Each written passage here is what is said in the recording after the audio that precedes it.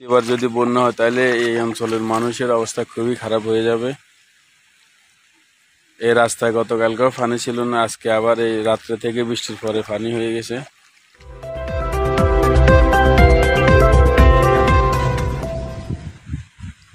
এই যে সকাল থেকে বৃষ্টি, কালকে রাত্রে থেকে প্রচুর বৃষ্টি হয়েছে। আমাদের এই বাড়ির সামনের এটাতে কালকে পানি ছিল না, আজকে আবার পানি হয়ে গেছে।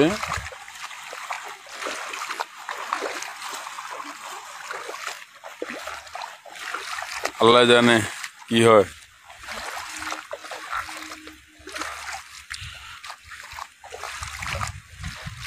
এখনো অধিকাংশ এলাকায় কিন্তু পানির নিচে।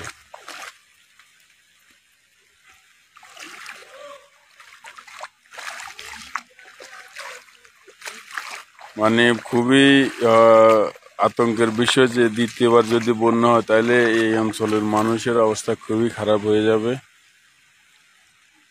এই রাস্তায় গতকালকেও পানি ছিল না, আজকে আবার এই রাত্রে থেকে বৃষ্টির পরে পানি হয়ে গেছে। এবং এইটা হলো আমাদের বোর্ড অফিসের রাস্তা। এটা তো আজকে প্রায় এক পাশ বন্ধ, রাস্তাটাতে পানি উঠে গেছে বহুত আগে। তো আল্লাহ সবাইকে হেফাজত করুন, সবাই ভালো থাকবেন।